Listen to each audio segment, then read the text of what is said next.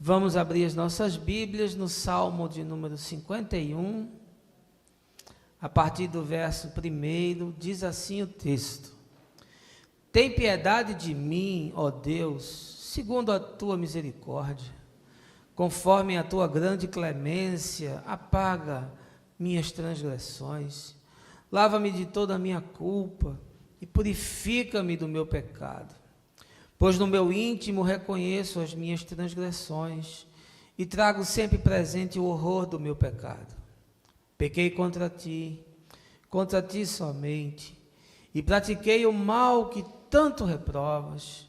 Portanto, justa é a tua sentença e incontestável ao julgar-me condenado. Reconheço que sou pecador desde o meu nascimento, sim, desde que me concebeu minha mãe. Sei que tu queres estabelecer a verdade no meu interior, e no meu coração ministras a tua sabedoria. Portanto, purifica-me com o hisopo, e ficarei limpo. Lava-me, e mais branco do que a neve serei. Faz-me voltar a ouvir júbilo e alegria, e os ossos que esmagaste exultarão. Esconde o rosto do meu pecado e apaga todas as minhas iniquidades. Ó Deus meu, cria em mim um coração puro e renova dentro de mim um espírito inabalável. Não me afastes da tua presença, nem tires de mim teu Santo Espírito. Restitui-me a alegria da tua salvação e sustenta-me com um espírito disposto a obedecer. Então ensinarei os teus caminhos aos transgressores, para que os pecadores se voltem também para ti. Salva-me do pecado de sangue derramado, ó Eterno, Deus da minha salvação, para que a minha língua seja livre para cantar exaltando a tua justiça. Ó Senhor, dá palavras corretas aos meus lábios, para que a minha boca possa proclamar o teu louvor. Não te deleitas em sacrifícios, nem te comprases em oferendas, pois se assim fosse, eu os ofereceria. O verdadeiro e aceitável sacrifício ao Eterno é o coração contrito. Um coração quebrantado e arrependido jamais será desprezado por Deus. Que te regozijes em abençoar a Sião e edificar as muralhas de Jerusalém. Então te agradarás dos sacrifícios sinceros, das ofertas queimadas e dos holocaustos, e novilhos serão oferecidos sobre o teu altar. Esse é um salmo poético de Davi, uma das declarações mais bonitas que eu conheço nas Escrituras, e que o meu desejo essa manhã é que ele não seja apenas letra que está pregada no livro, mas que o texto salte das páginas e encarne na sua vida como tatuagem no coração, e que sirva no seu projeto e na construção da sua espiritualidade no dia a dia. Delação premiada na legislação brasileira é um benefício legal que é concedido a um criminoso que aceitou colaborar numa investigação. Essa instância está inclusive prevista no Código Penal e pode ser utilizada em caso de crime contra o sistema financeiro, contra a ordem tributária e econômica, no caso de lavagem de dinheiro e de organizações criminosas. Quando se faz delação premiada, o delator adquire o benefício de diminuição da sua pena. E ele pode, inclusive, cumprir essa pena em regime semiaberto. Você certamente deve estar ouvindo muito a respeito de delação premiada no caso da Operação Lava Jato, que é uma ação da Polícia Federal e do Ministério Público que tem atuado com determinação e com competência para desbaratar uma gangue de corruptos que se instalou na Petrobras, com tentáculos no governo, nos partidos políticos e nas grandes empreiteiras do nosso país. Surpreendidos, acuados, executivos da estatal e doleiros que operavam esse cartel negociaram com a Polícia Federal a tal da delação premiada e acabaram revelando o que provavelmente será considerado o maior escândalo de corrupção do capitalismo em toda a sua história. Nas cenas dos próximos capítulos, após terem sido denunciados nessa semana que passou pelo Ministério Público, com uma farta quantia de provas, os acusados irão a julgamento. E eu espero, com todo o meu desejo, que quem for culpado seja preso e punido e devolva aos cofres da nação aquilo que foi roubado. Pois bem, esse tema que está assim tão em destaque acabou me fazendo lembrar de uma quantidade enorme de gente que eu atendo que se sente culpada, que carrega muitas dores, que se acha vitimizada do destino por ações dramáticas que realizaram e por rumos que a vida acabou por tomar. Eu sou testemunha do mal que faz a alma esconder um equívoco, camuflar uma escolha indesejada, calar um agravo, carregar o peso de uma decisão precipitada, cobrir um deslize, maquiar o mal para que o mal se pareça com o bem. Uma frase de um autor desconhecido que diz: a culpa corrói a alma, assim como a ferrugem devora o ferro. Gente que guarda para si o mal que praticou acaba se contaminando, se torna amargo, sucumbe em meio a muita agonia e a muita angústia de coração. E viver com isso é carregar um fardo, não raras vezes, insuportável. Eu vejo muita gente agonizando a céu aberto. São sentenciados da existência. Pessoas que estão à procura de uma segunda chance que nunca chegou. Desejosos de juntar a sucata do que sobrou da própria história para tentar recomeçar. Você está assim, meu irmão? Carregando o mundo nas costas, arrastando o fardo de uma vida inteira, com medo de falar, de repartir, de expurgar do ser aquilo que tornou-se um veneno para o coração. A confissão é algo tão poderoso que pode sarar a chaga mais infeccionada no interior da gente. A escuta terapêutica, que é a base da psicanálise, promove essa profilaxia no interior da gente, abre esses porões fechados, destrava os calabouços sombrios nas entranhas do nosso coração. Essa manhã eu queria tratar desse tema a partir da leitura desse texto tão bonito e tão dramático do rei Davi, mas não quero fazer isso sem lhe convidar antes a um momento de oração. Baixa aí a sua cabeça, feche os seus olhos. Meu Pai, nós vivemos nesse tempo onde abrir a boca pode se tornar a ruína da vida. Nós vivemos num tempo, Senhor, em que a confissão só é feita quando o delito vem à baila, quando a investigação expõe as vísceras da vida. Nós vivemos na sociedade do disfarce, da mentira. Nós vivemos na sociedade da performance, do engano. E nós acabamos introjetando tudo isso como matéria no nosso próprio coração e nos tornamos um personagem.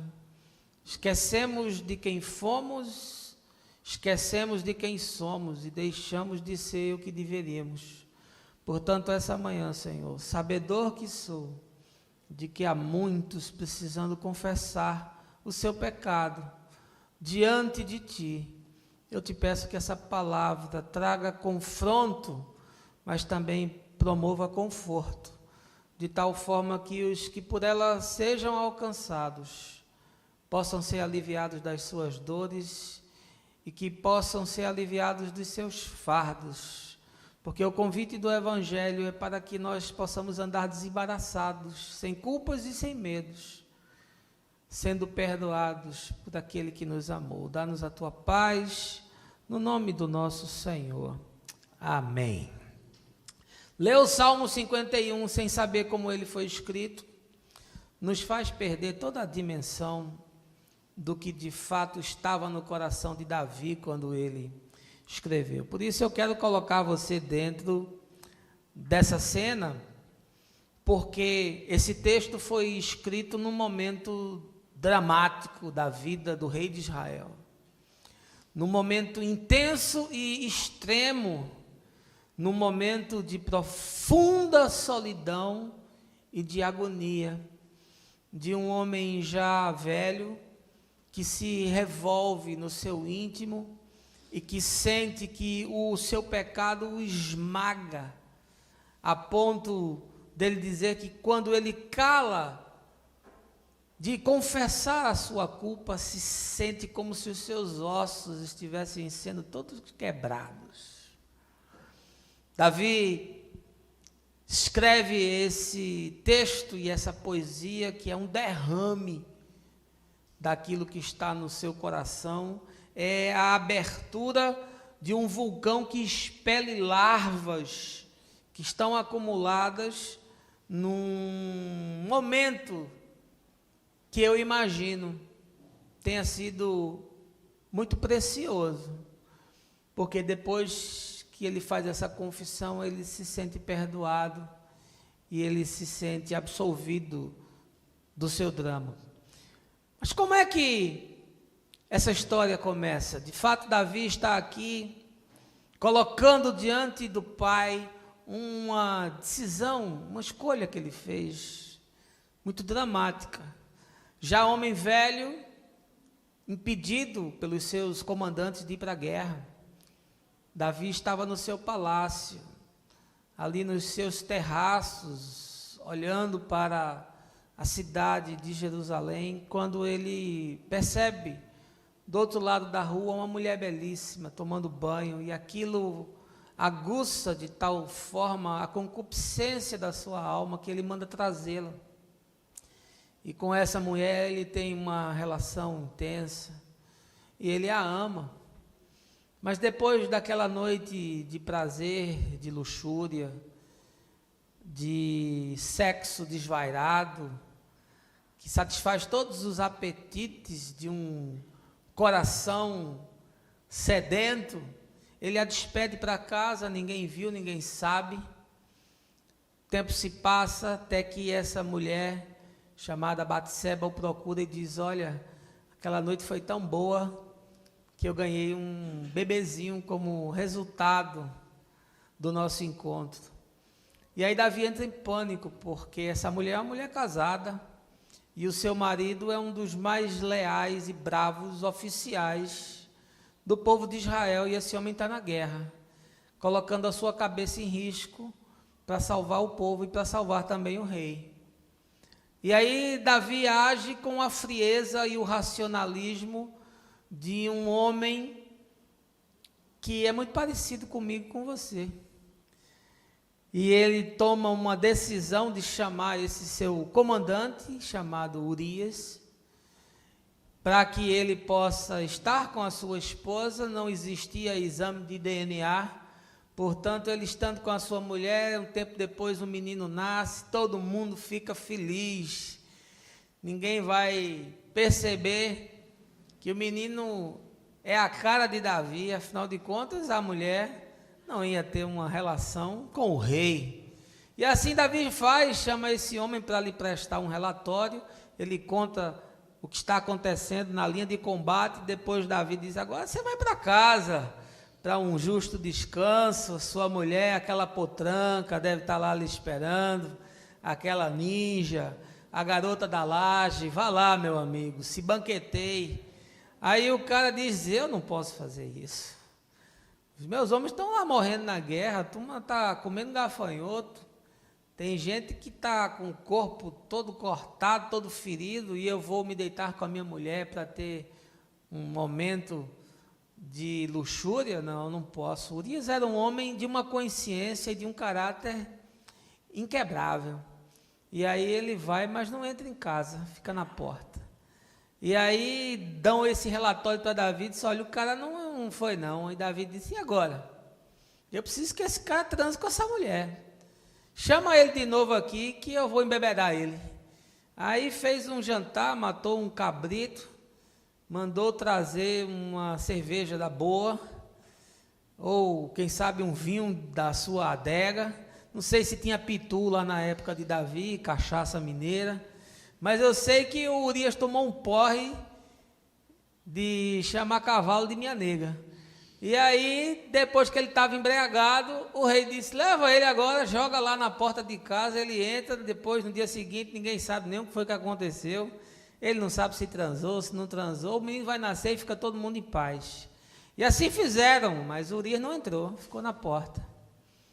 E aí disseram para Davi: ó, o cara ficou bêbado, mas ficou na porta, não entrou não. Aí disse: eu vou resolver de outra forma.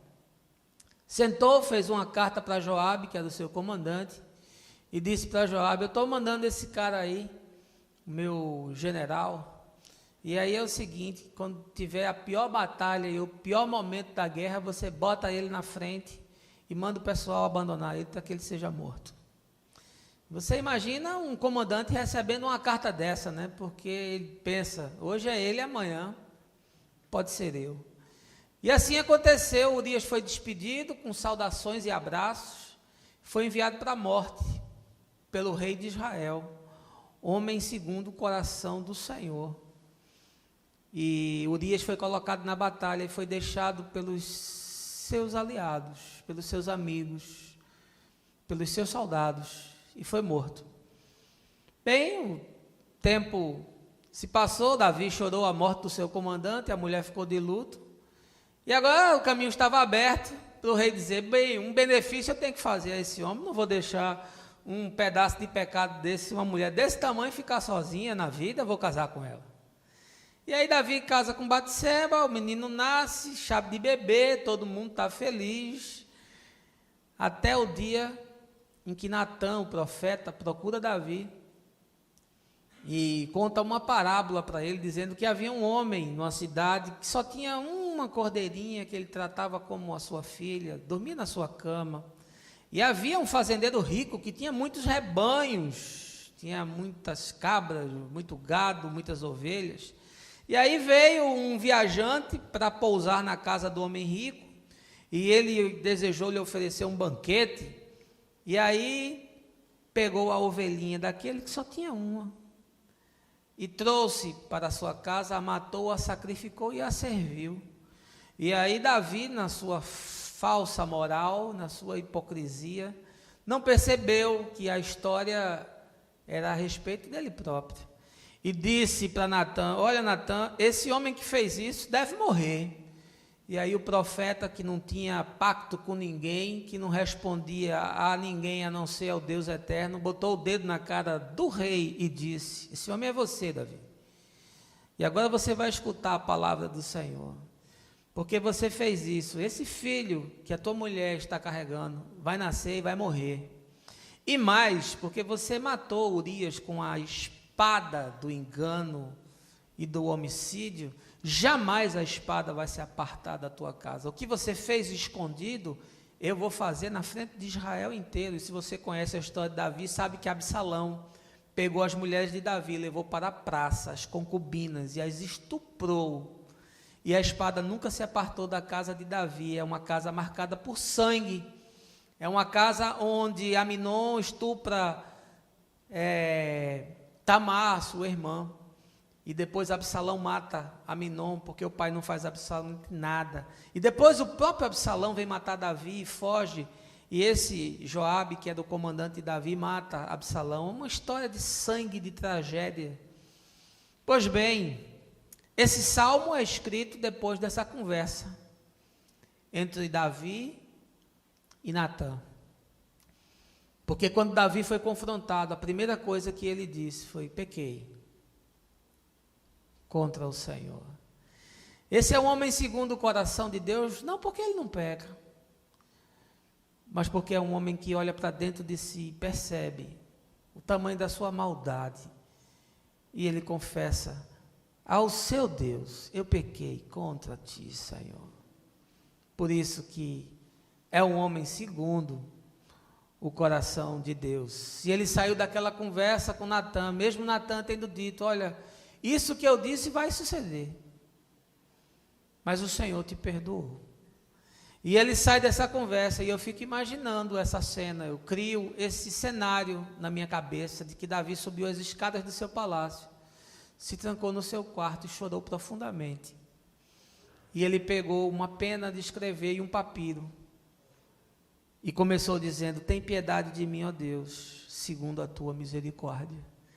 E ele escreve esse salmo com lágrimas, e com um coração quebrado, já não mais com um coração angustiado, porque a sua culpa foi extirpada, a sua condenação foi removida. O bispo Léo, certa vez falando sobre esse texto, disse uma coisa muito bonita que eu não me esqueço. Ele diz assim, que Deus teve saudade de Davi e mandou Natã para dizer isso da forma mais dura e mais amorosa possível. O Deus que sente saudade, porque Davi havia se afastado, porque Davi, na sua angústia e na sua culpa, havia esquecido de Deus e havia se escondido do Senhor.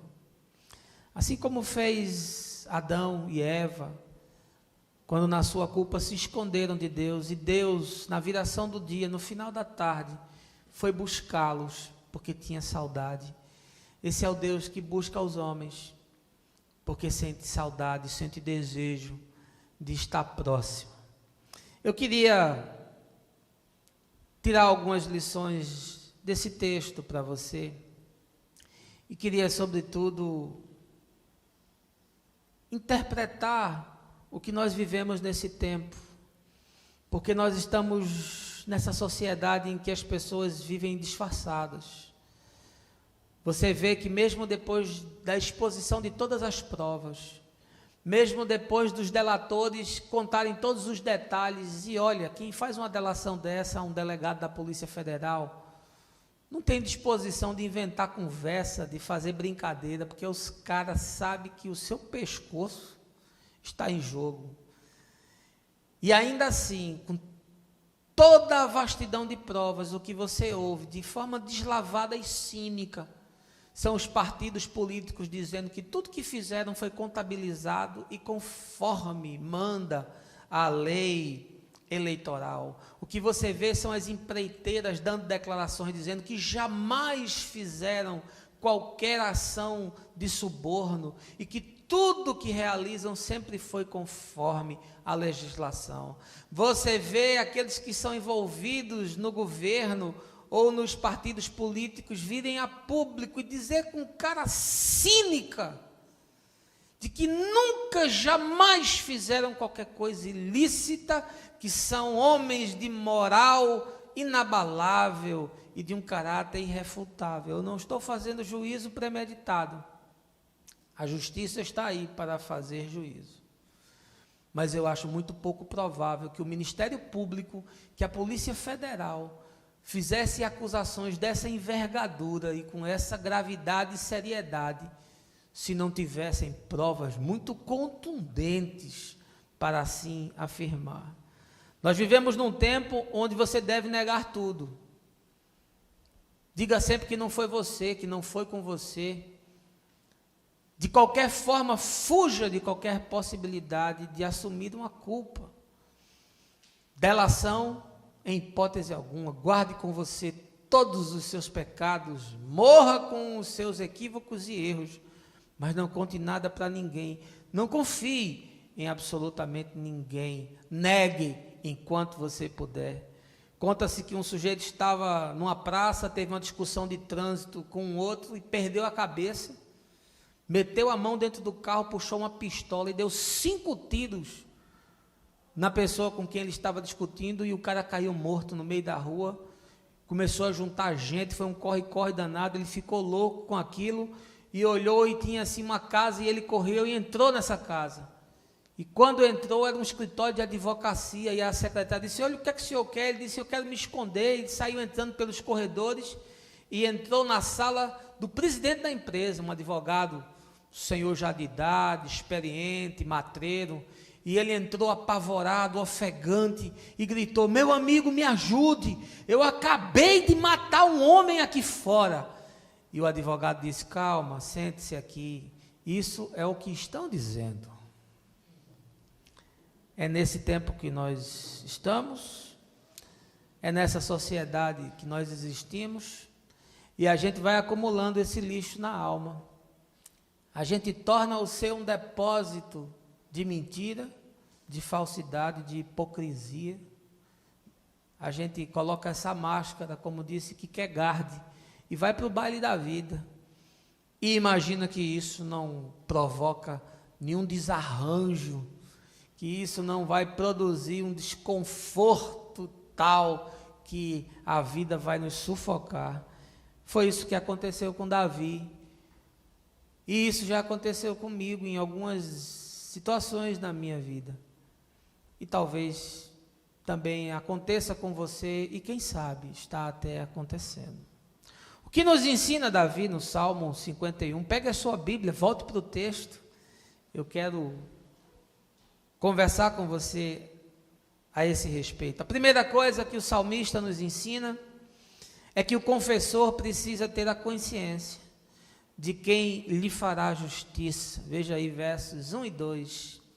Tem piedade de mim, ó Deus, segundo a tua misericórdia. Conforme a tua grande clemência, apaga minhas transgressões. Lava-me de toda a minha culpa e purifica-me do meu pecado. Davi se aproxima de Deus num primeiro momento, tendo a consciência, sabendo na sua intimidade com quem ele está abrindo o seu coração, do Deus que se apieda, do Deus que se comove com a dor do homem, do Deus que se identifica com o nosso sofrimento, do Deus que sabe o que se passa no nosso coração, do Deus que reconhece as nossas fragilidades. Davi chega com confiança e com ousadia, porque ele sabia que não ia ser esmagado. E Davi tem uma história. Davi é aquele que foi julgado pelos seus irmãos como alguém sem valor, sem importância. O pai pegou ele, talvez por causa da sua baixa estatura, talvez por causa da sua beleza física, e colocou para cuidar das ovelhas do campo. A gente acha isso tão romântico, mas para o judeu cuidar de ovelha era um ofício que se entregava àquele que tinha menos valor, porque o animal é um animal que produz os seus excrementos, e o contato com isso torna o indivíduo impuro para as celebrações e para o ofício do sagrado. E Davi era esse menino que foi jogado lá no campo, esquecido pela sua família, porque ele foi tratado conforme a sua aparência, ele foi julgado pelos da sua casa.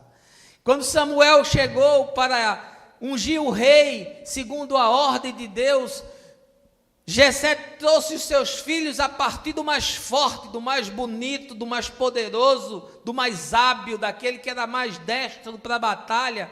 E o profeta disse: é esse. E aí Deus dizia: não é não, manda vir o próximo. E todos passaram a revista do profeta, e o Senhor disse: não é nenhum desses. E aí Samuel pergunta a Jessé: não tem mais ninguém? E aí o pai pensa, tem um, mas esse daí não serve, está lá no campo, é um menino franzino, baixinho, ruivo, de bela aparência, cuidando de ovelha, distraz. Nós não vamos nos sentar à mesa, enquanto ele não estiver conosco.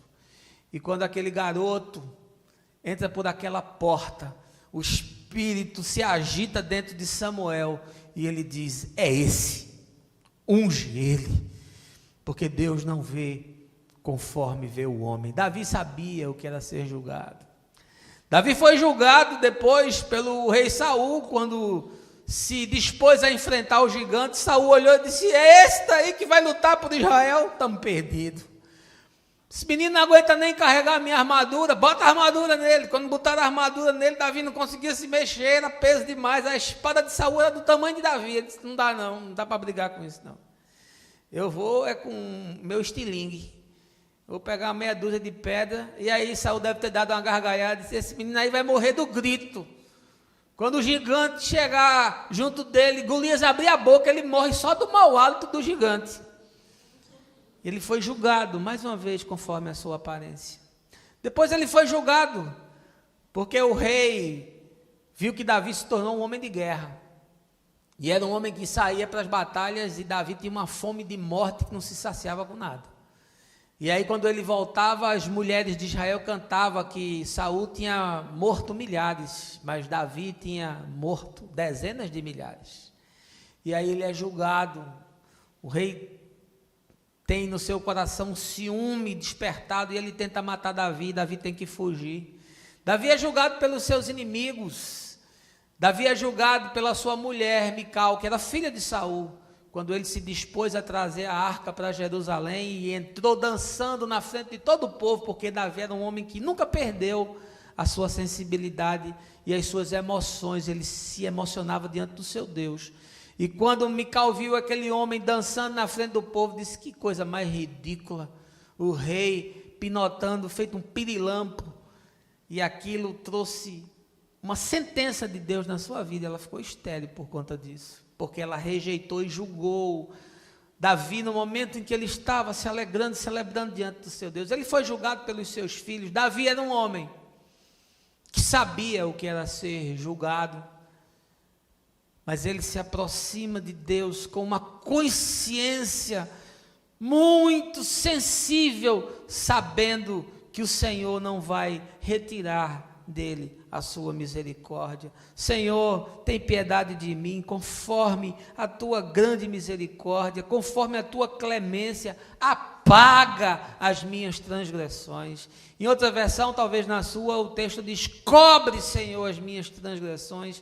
E eu fui para o hebraico ver essa palavra cobre. Não é esconde, não é camufla, é retira, faz com que eu tenha um coração zerado para a vida, me dá a possibilidade de limpar essa página da minha história, de tal forma que eu possa reescrever um momento novo na minha existência. É com esse coração que Davi se aproxima de Deus. E se você carrega culpas no seu interior, e se você tomou decisões equivocadas, ou se você fez coisas das quais você se envergonha, se você feriu pessoas, se você feriu a você mesmo, ou se você feriu, sobretudo, a Deus, você tem que entender que quando você se aproxima do Senhor, você se está se aproximando do Deus de toda graça e de toda misericórdia. Agora, sabe qual é o problema? É que no inconsciente coletivo dos cristãos, Deus é um ser carrasco. Deus é um velho gagá, esclerosado e mal-humorado. E Ele está sempre na esquina de tucalha, esperando que você faça alguma coisa, cometa algum deslize, para pegar uma marreta e dar uma marretada na sua cabeça.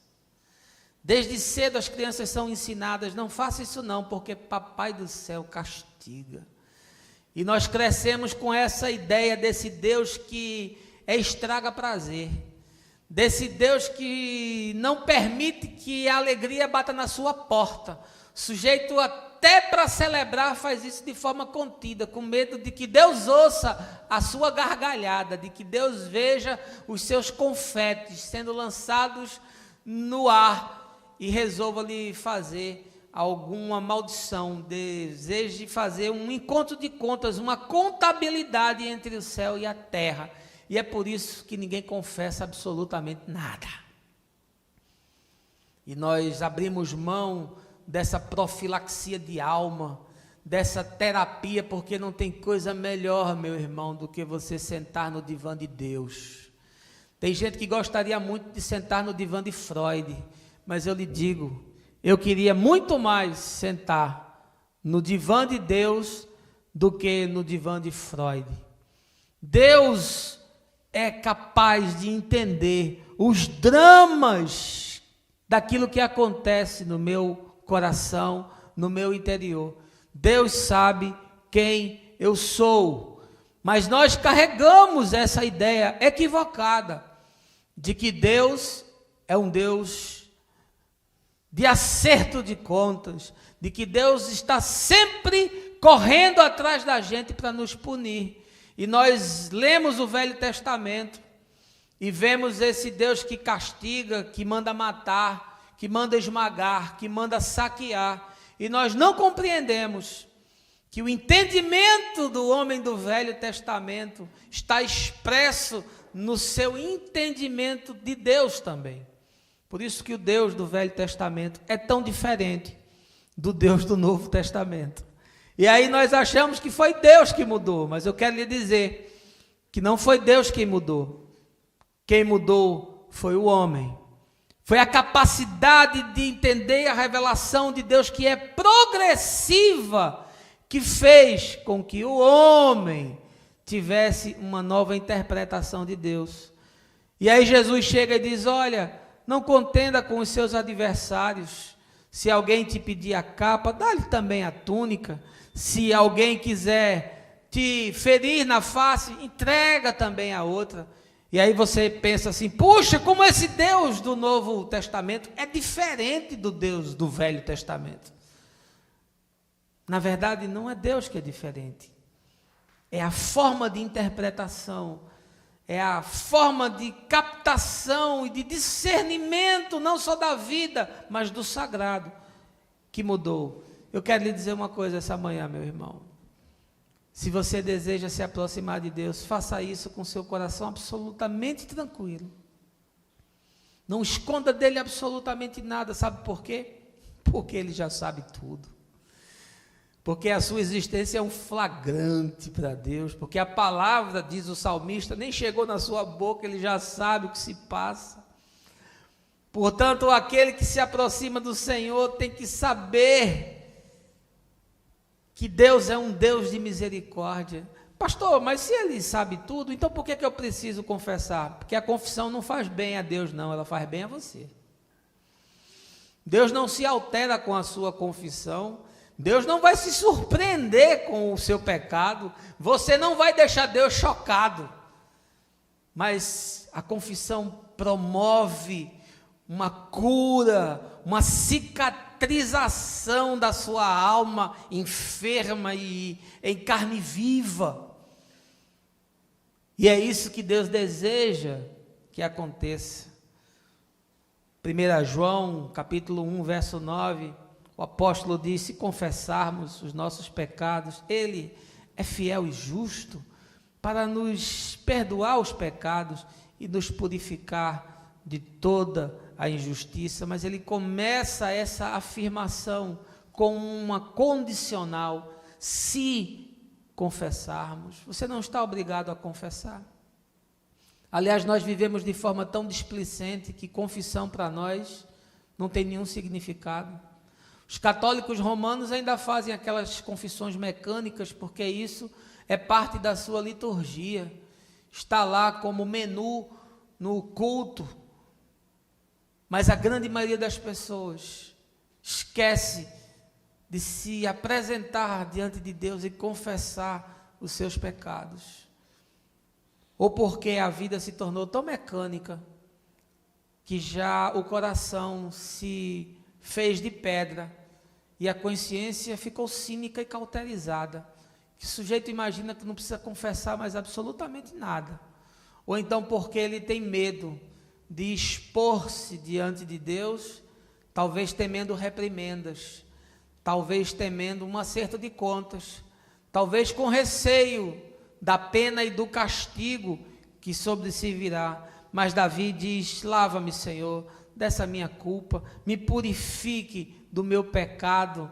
Ele sabe diante de quem ele está, ele tem toda a consciência que ele está se apresentando, não perante aquele que vai jogar sobre si uma espada para lhe ferir, mas diante daquele que virá com um unguento, diante daquele que virá com o bálsamo da cura colocada sobre a ferida, que retira a dor, que retira a angústia, que desfaz o medo, que traz a misericórdia como o orvalho de cada manhã.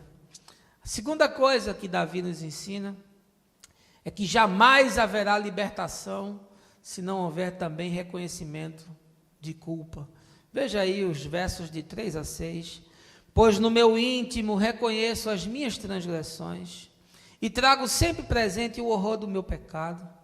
Pequei contra ti somente, e pratiquei o mal que tanto reprovas, portanto justa é a tua sentença, e incontestável julgar-me condenado. Reconheço que sou pecador desde o meu nascimento, sim, desde que me concebeu minha mãe.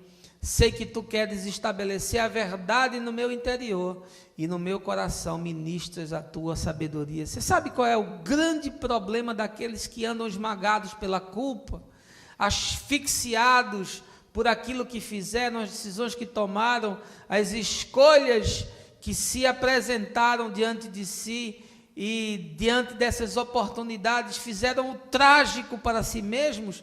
É porque ninguém assume nada, ninguém reconhece nada, ninguém chama as coisas pelo nome, ninguém está disposto a dizer: me dê isso aqui, que isso é parte do meu latifúndio, esse quinhão aqui é meu, eu não divido isso com ninguém, esse pecado é meu, essa responsabilidade é minha, e eu preciso assumir isso, tal forma que eu possa olhar no espelho e me enxergar, e não me vestir com as vestes da malandragem, e não me trajar com a vestidura da manipulação, do jeitinho, da safadeza e do engano. Ninguém assume coisa nenhuma. O cara diz: nega até a morte. Você vai no advogado, ele diz: não, a gente vai negar, a gente vai dissimular, a gente vai alterar.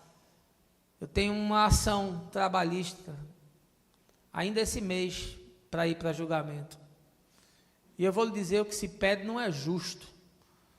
E existem muitas formas de você embaralhar o meio de campo, mas eu disse para o meu advogado: vamos fazer tudo conforme manda a justiça, porque eu não sei qual a sentença que eu vou receber, e também não estou preocupado com sentença de juiz da terra, porque um dia eu vou ter que me submeter à sentença do juiz dos céus, e nesse dia eu quero ser absolvido do meu pecado e da minha culpa.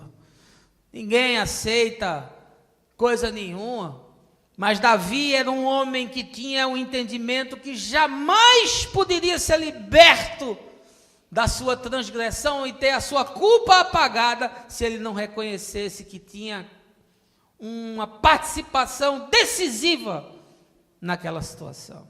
E você? Diz: Senhor, no meu íntimo eu reconheço as minhas transgressões. É um homem que se escruta a si mesmo, é um homem que faz um escrutínio da sua história. Lembrando o profeta Jeremias, que diz: olha, avalie como você tem caminhado, avalie quais são os caminhos que você tem traçado, prove tudo isso e depois retorne ao Senhor. Capítulo 3 de Lamentações, ele disse: sente-se, fique solitário, faça uma averiguação daquilo que está no seu coração, encare quem você é, se olhe no espelho, deixe que o seu pecado se apresente, não fuja do confronto. Gente grande não foge de confronto, gente séria não foge de uma conversa dura. É uma vergonha a gente ver uma igreja que você não pode pregar uma palavra mais séria porque ninguém volta no domingo seguinte. É uma geração de mimados, de crianças que não podem ter a disciplina sendo colocada, que não suportam o olho no olho, que não conseguem encarar a verdade da palavra de Deus, porque se magoam, porque se ferem, porque se chocam, porque se sentem acuados, meninos mimados, bobos, não discípulos de Jesus, que sempre estarão aptos a ouvir a palavra, conforme tudo aquilo que ela trouxer, seja para o nosso conforto, seja para o nosso confronto. Davi diz: eu estou trazendo o horror do meu pecado, está diante de mim todo santo dia. Ele não fica cínico, ele não se torna um irresponsável, ele não faz complacência com seu erro, ele não se torna autoindulgente. Davi é um cara que diz: isso está diante de mim todo santo dia, me incomoda. Eu não quero andar assim, não quero viver desse jeito. Eu quero reconhecer que eu tenho parte nisso. No verso 4 ele diz: eu pequei contra ti, Senhor, e contra ti somente eu pequei. Veja a consciência que esse homem tem. Ele sabia que tinha mandado assassinar Urias.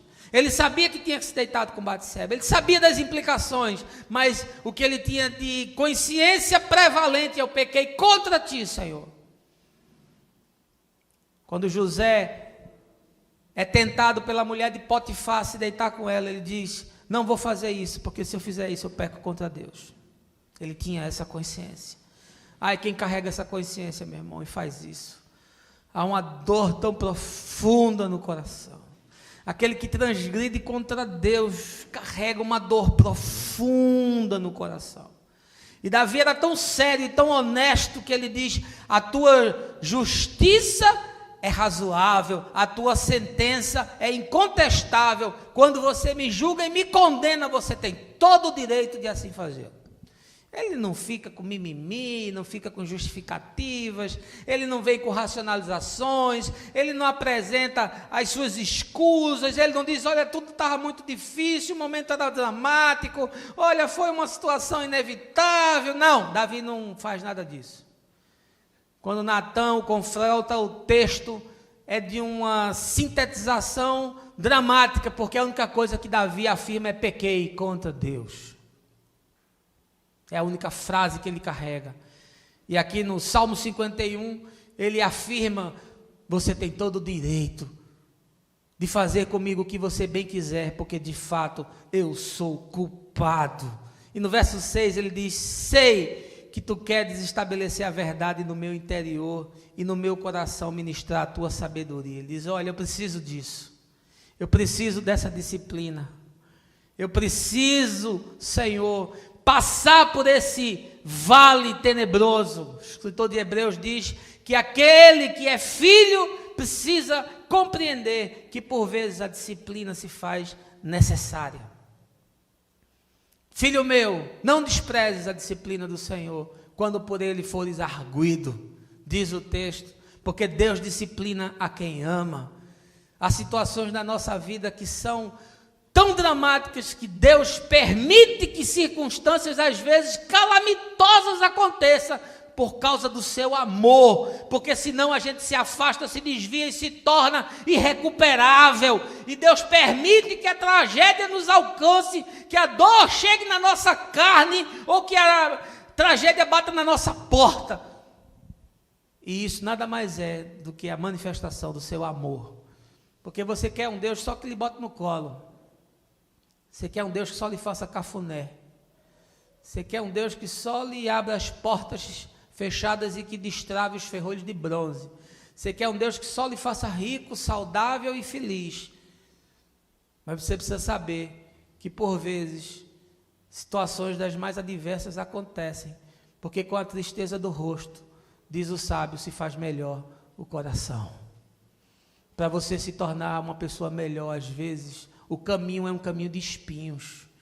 Para você ter um caráter mais excelente, por vezes é preciso você calejar os pés, até sair sangue, porque aquilo vai produzir em você um coração contrito e um espírito inabalável. Davi diz: eu não vou negociar a minha culpa, porque eu sei que se não houver reconhecimento do meu pecado, não haverá jamais libertação. Ele sabia disso. Provérbios 28:13, o sábio afirma: o que encobre as suas transgressões jamais prosperará, mas o que as confessa e deixa alcançará a misericórdia. Que confessa e deixa. Senhor, eu pequei, eu transgredi, eu tramei, eu maquinei, eu agi contra o meu semelhante, eu desnudei o meu irmão, eu defraudei a sua vida, eu roubei, eu menti, eu sequestrei a alma do outro, eu retive o perdão, eu agi com negligência, com displicência, eu fui irresponsável. Seja qual for o problema, não encubra, coloque isso na luz de Deus, porque diz também o salmista: na tua luz, Senhor, eu vejo a luz. Não caminhe nas trevas, confesse ao Senhor, rasgue o seu coração diante do seu Deus, e certamente você será abraçado pela misericórdia. Davi era um homem em todo aspecto da palavra, não era um moleque, não se usufruiu do seu cargo para fazer barganha com a divindade, não disse: Deus, tu é meu chapa, tu não sabe que tu é brother, resolve essa parada aí. Não, Davi chegou diante de Deus dizendo: eu sou culpado, você pode fazer o que você quiser, você está no seu direito, porque essa parte, nesse latifúndio, me pertence. Davi se abraçou com a sua culpa, não largou por nada, não terceirizou, não repartiu com ninguém, não disse que foi induzido, não fez meia culpa. Davi assumiu aquilo que era seu, na solidão da sua alma, e só se sabe o que se passa no coração de um homem e de uma mulher. O Senhor que os sonda, o Senhor que os visita, só Ele sabe o que se passou no coração daquele que chegou quebrantado e quebrado diante de Deus. Assuma a sua responsabilidade. Em terceiro lugar, Davi nos ensina que quem se arrepende do seu mal aspirará por um padrão de vida mais excelente. Veja aí versos de 10 a 12. Ó Deus meu, cria em mim um coração puro e renova dentro de mim um espírito inabalável. Não me afastes da tua presença, nem tires de mim teu Santo Espírito. Restitui-me a alegria da tua salvação e sustenta-me com um espírito disposto a obedecer. Olha que coisa linda. Davi diz: olha, eu pequei, olha, Senhor, eu reconheço toda a minha calamidade, todo o meu desconforto, todo o meu desencontro, mas eu quero te pedir que a partir de agora eu ande num caminho mais excelente. Isso é um homem sério. Cria em mim, Senhor, um coração puro. Me ajuda a ser esse homem que tem renovado dentro de si um espírito inabalável. Ele disse: eu quero coisas mais excelentes, eu quero andar por uma outra história, eu quero escrever uma outra página no meu diário.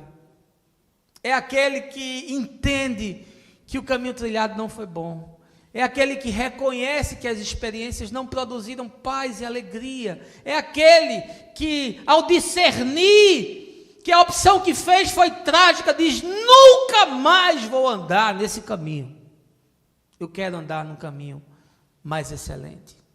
Ah, como é tão desastroso a gente ver pessoas que cometeram equívocos e que a vida não foi suficiente para lhes ensinar, e nem mesmo as feridas que sofreram, as quais produziram cicatrizes enormes.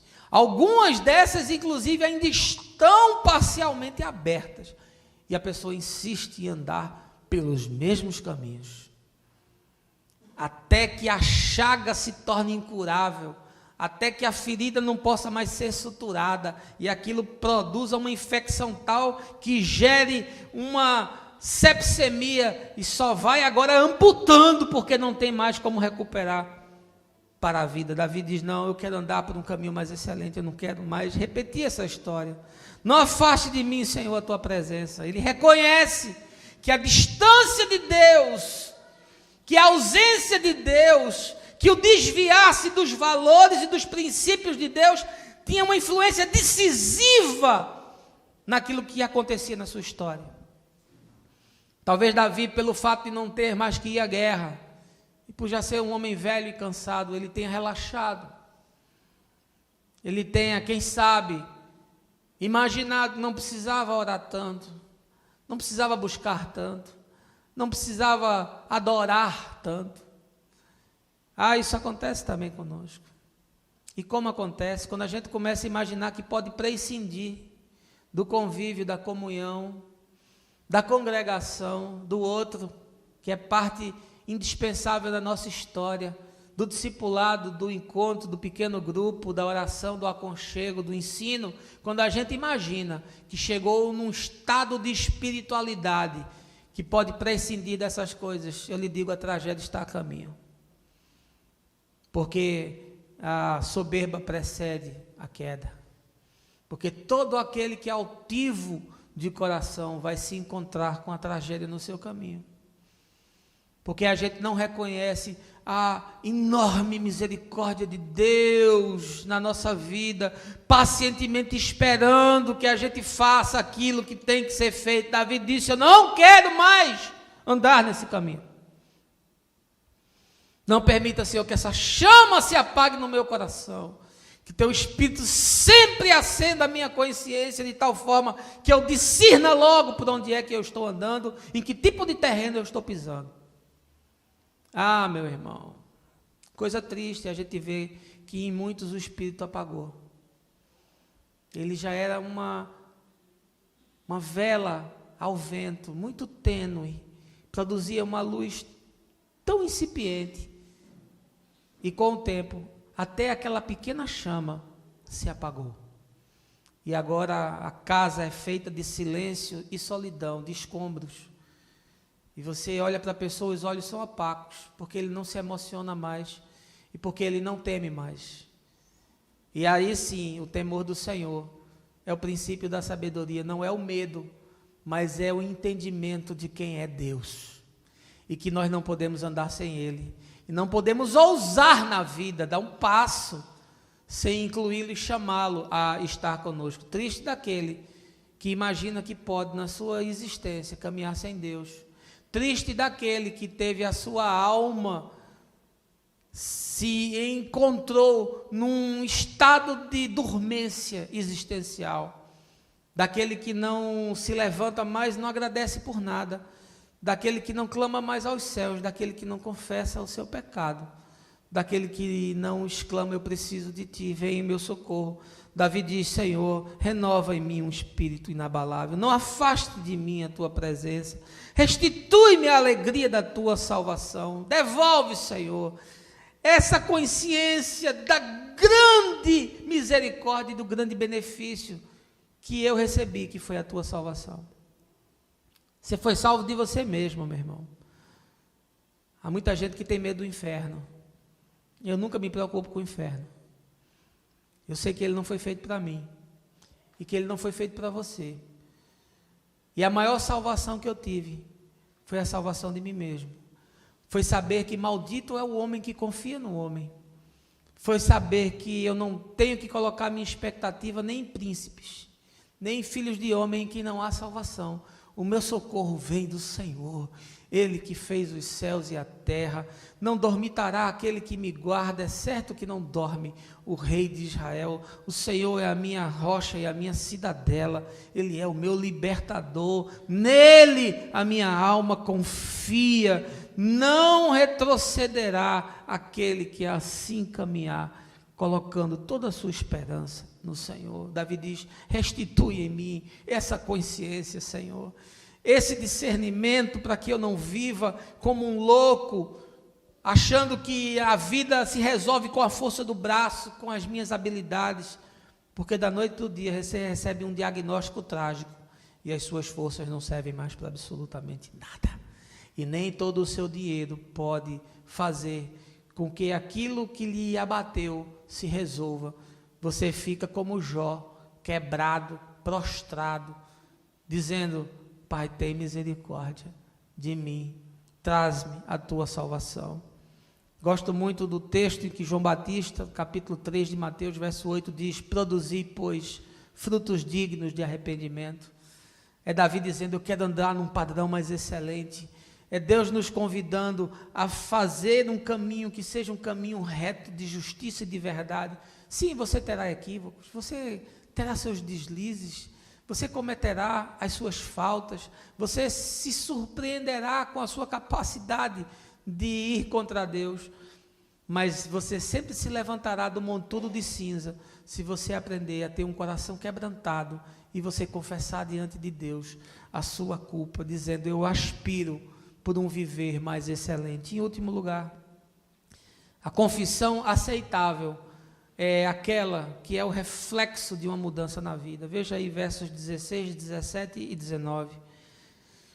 Não te deleitas em sacrifícios, nem te comprases em oferendas, pois se assim fosse, eu os ofereceria. O verdadeiro e aceitável sacrifício ao Eterno é o coração contrito. Um coração quebrantado e arrependido jamais será desprezado por Deus. Verso 19. Então te agradarás dos sacrifícios sinceros, das ofertas queimadas e dos holocaustos, e novilhos serão oferecidos sobre o teu altar.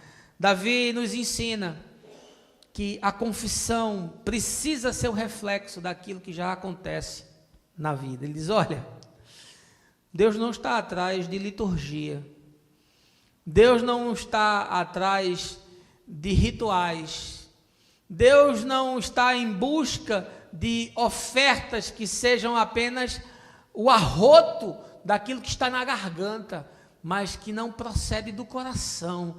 Deus não quer sequer as nossas ofertas, se elas não procederem de uma boa consciência, porque até o seu dinheiro que você trouxer aqui, se ele não vier acompanhado de um coração generoso, que está fazendo aquilo com boa fé e com consciência, o seu dinheiro é maldito. Deus não precisa dele.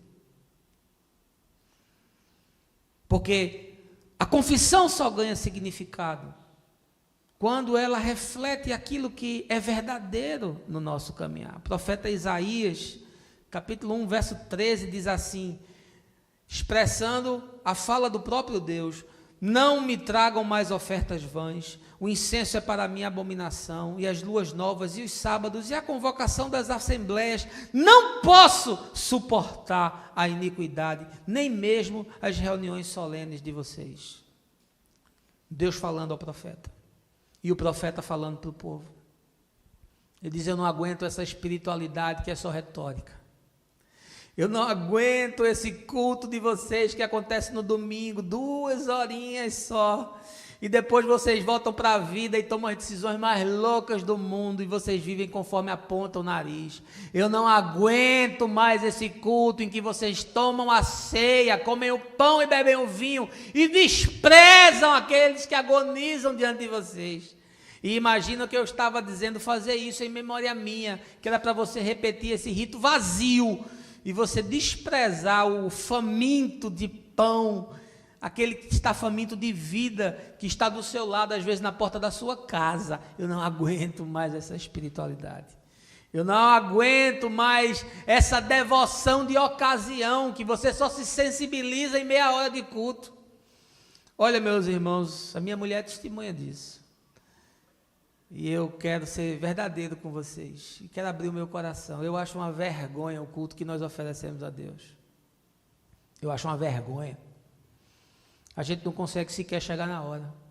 É uma vergonha.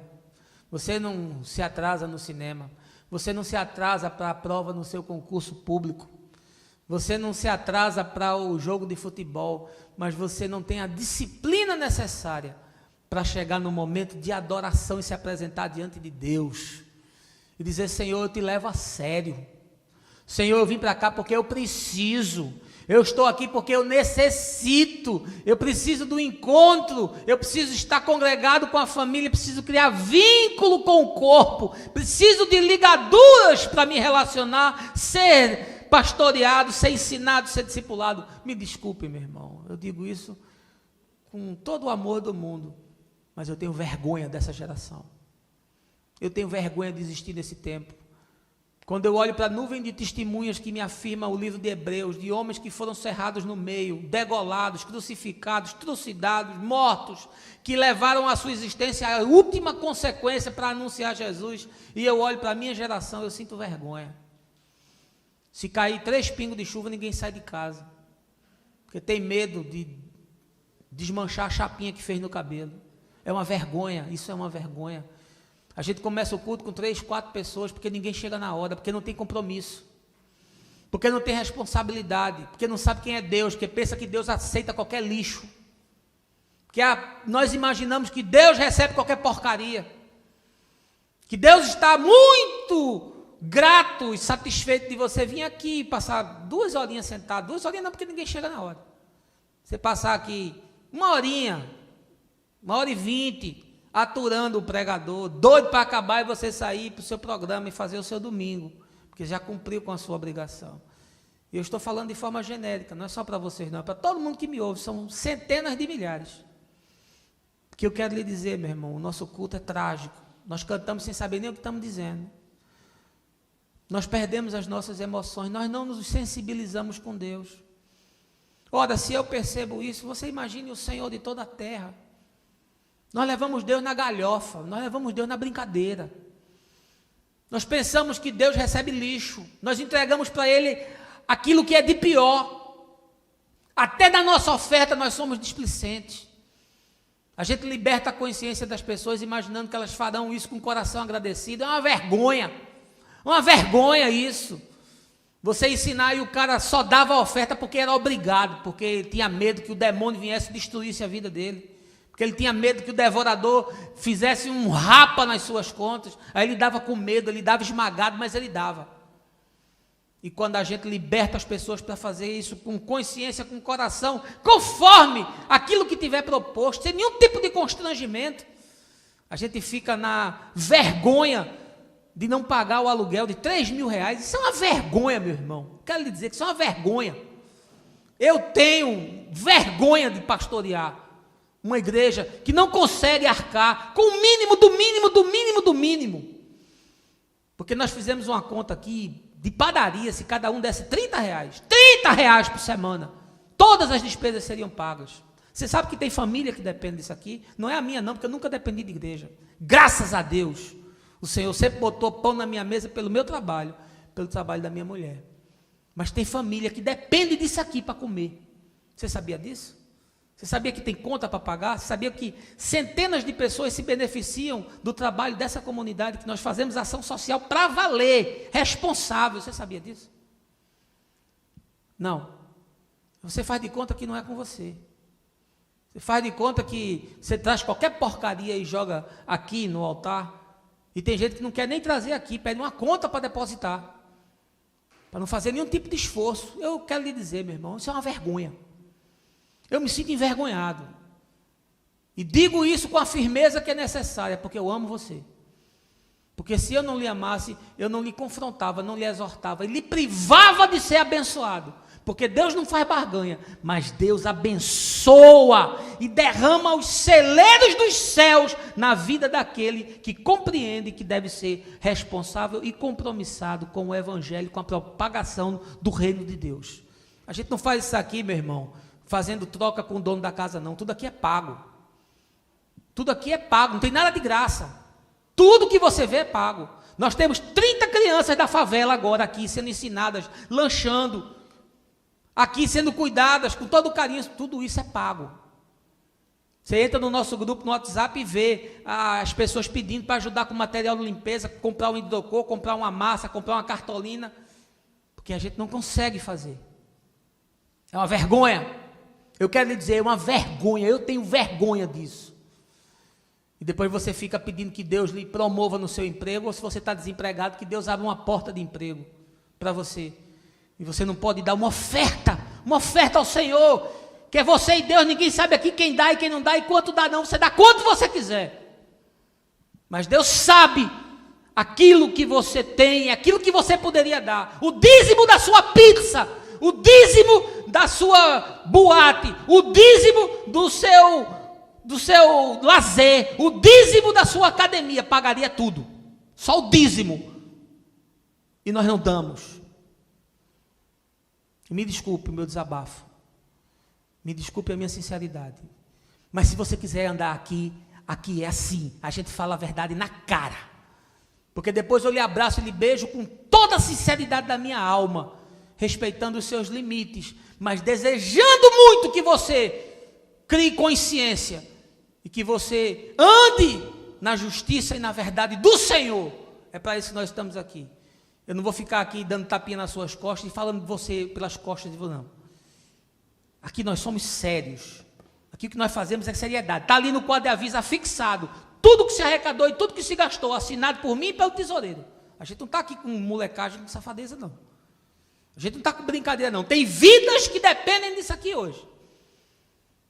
E é preciso que você saiba. E eu digo isso com toda a firmeza necessária. E também com todo o amor do mundo. E quero lhe dizer que eu lhe digo isso porque eu lhe amo. E que a gente aqui não faz pedido e não fica extorquindo ninguém, não. Vocês nunca me viram aqui extorquindo ninguém, nem dizendo para você que se você não der, você está roubando a Deus, não. Porque eu nunca falei isso. Eu nunca ensinei isso. Mas você precisa ser confrontado. De que tipo de culto você presta a Deus? Porque Davi está dizendo, se tu quisesse, Senhor, um salamaleque, se tu quisesse meia dúzia de cordeiro sacrificado, se tu quisesse que eu fizesse um sacrifício de adoração e cantasse 3 salmos, e fizesse uma leitura de um texto, e me ajoelhasse, e fizesse 5 minutos de confissão, isso eu já teria feito.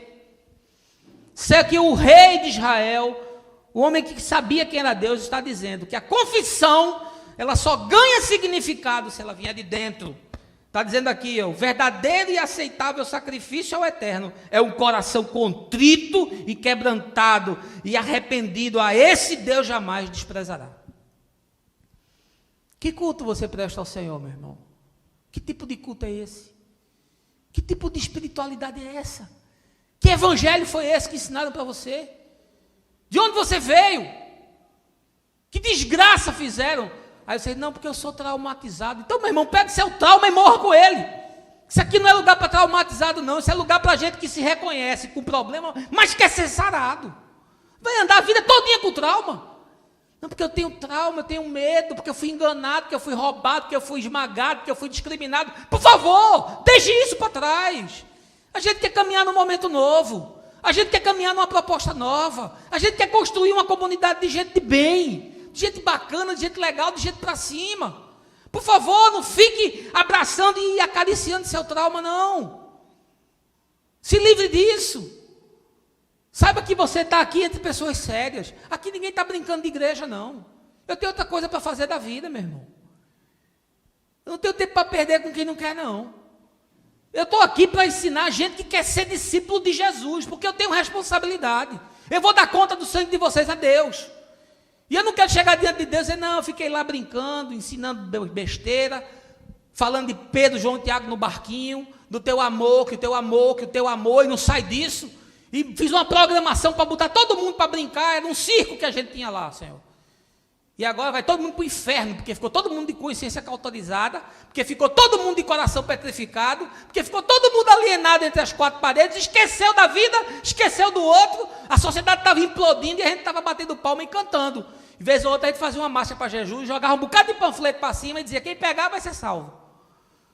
Meu irmão, por favor, em nome de Jesus, me ouça, com todo o respeito que você me tem, com todo o amor que você me tem, e com toda a consideração que você me tem, eu lhe peço, hoje, em nome do Senhor, me ouça. Me ature na sua loucura. Me ature hoje. Porque eu preciso lhe dizer essas verdades. A confissão, ela só tem significado se ela sair de um coração que se quebrantou, mas não somente se quebrantou, de uma vida que começou a andar na direção certa. Senão a confissão não serve para absolutamente coisa nenhuma. É conversa mole, é evangelho papa, é crente só de conversa fiada, é verborragia, mas não é a verdade daquele que leva Deus a sério e que quer caminhar de forma séria, madura e verdadeira. Eu tiro a oferta sempre antes da mensagem. Eu sei que se eu tirasse depois, ela dava o dobro. Eu sei disso, estou há 32 anos nesse negócio. Até você sentado é mais difícil de tirar a oferta, porque você tem preguiça de meter a mão no bolso. As técnicas de ofertório diz que você, quando for fazer a oferta, bota o povo de pé. Bota para cantar e bota de pé, porque aí o cara é mais fácil dele pegar a grana. Mas a gente não faz isso aqui. Eu não emociono você para arrancar o seu dinheiro. Eu não constranjo você. Eu não fico aqui amolecendo você para no final, agora vamos meter a faca na galera. A gente não faz isso aqui. Eu tiro logo no começo. Aliás, quando eu tiro, muita gente nem chegou. Eu podia tirar no final a última coisa. Depois de você estar quebrantado, botava a música aqui, o louvor para cantar, cânticos espirituais, língua estranha. Eu sei fazer o folclore todinho, se você quiser. Mas eu não faço. Porque eu quero lhe levar a sério. Porque eu quero tratar você com responsabilidade. E eu quero que você aprenda e tenha boa consciência de fazer as coisas com o coração quebrantado e agradecido diante de Deus. Reconhecendo diante do Senhor que você tem compromisso e responsabilidade. Para que você seja abençoado. Porque Deus não precisa do seu dinheiro. Deus não precisa de R$1 seu. Quando você dá, você não abençoa a Deus. Quando você dá, você abençoa os outros. Você ajuda a gente a fazer um pouquinho de coisas, porque o que a gente realmente gostaria de fazer, a gente não consegue fazer, porque a gente não tem dinheiro. Mas é triste e é trágico o culto que nós prestamos a Deus, a nossa espiritualidade, ao que se resumiu a nossa fé, é uma vergonha. E eu lhe digo isso com meu coração doído, mas eu lhe digo porque você precisa ouvir.